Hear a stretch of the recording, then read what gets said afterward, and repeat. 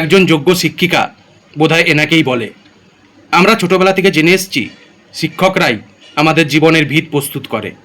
তাই একজন শিক্ষকের আবেদন সমস্ত অভিভাবকদের কাছে যে আপনারা আপনাদের ছেলে মেয়েদের স্কুলে পাঠান এবং তাদের ভবিষ্যৎ উজ্জ্বল করুন। তারা স্কুলে যাচ্ছে না, এটি একটি অত্যন্ত বিপজ্জনক প্রবণতা।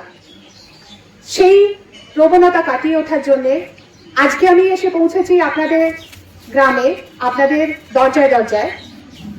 মূলত এসেছি অভিভাবিকাদের কাছে, গার্জেনদের কাছে। তাদেরকে আমার বিনীত অনুরোধ, আপনারা আপনাদের ছেলে মেয়েদের স্কুল যেতে বলুন, স্কুলে পাঠান। স্কুলে আমাদের নিয়মিত ক্লাস হচ্ছে, সেই ক্লাসগুলো করতে বলুন। আপনারা যদি আমাদের শিক্ষক শিক্ষিকাদের সহযোগিতা করেন, আশা করি আমরা সবাই মিলে একসাথে এই যে ছেলে মেয়েদের মধ্যে মোবাইল এবং গেমের প্রবণতা বেড়েছে সেটা থেকে বের করে আনতে পারবো এবং আবার পড়াশোনার মুখোমুখি করতে পারবো। আমি 25 বছর এই বিদ্যালয়ে শিক্ষকতা করছি। সেই 25 বছর শিক্ষকতায় নিকুঞ্জপুর উচ্চ বিদ্যালয় আমাকে শিখিয়েছে অনেক কিছু। এলাকার মানুষ, গ্রামের মানুষের কাছে আমি মাথা নিচু করেছি, শিখেছি জীবনের বহু মূল্যবান পাঠ।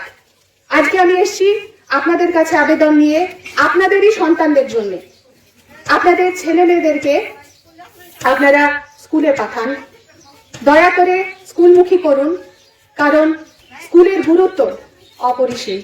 সেটা আপনারাও জানেন, আমরাও জানি। সমস্যা থাকতে পারে, কিন্তু আমরা সবাই মিলে চেষ্টা করলে সমস্যাগুলো মেটানোর পথ খুঁজে পাবো। কিন্তু তার প্রথম শর্ত হচ্ছে বাচ্চাদের স্কুল যেতে হবে। বিনীত অনুরোধ সকলকে, আপনারা গার্জেনরা প্লিজ আপনারা আপনাদের ছেলে মেয়েদের স্কুলে পাঠান এবং তাদের উৎসাহ দিন নিয়মিত স্কুল যেতে। আমাদের টিচারদের সঙ্গে যোগাযোগ রাখুন যাতে তারা নিয়মিত স্কুল যায় এবং ক্লাস করে।